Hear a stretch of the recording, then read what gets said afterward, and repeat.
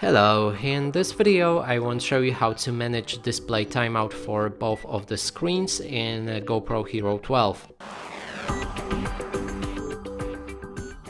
And to do this we'll need to swipe our finger down from top of the screen, move to the next page and here click on the preferences. Scroll down again and find displays. Inside there's screen saver rear, which works for display, I think this one that we have right here, and we can adjust the time between 1 minute to 5 minutes or set it to never.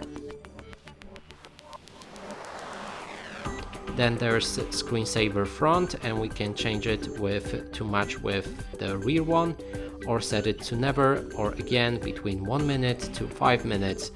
And that's it for this video. Hope you like it. Please consider subscribing to our channel, leave a like and a comment below.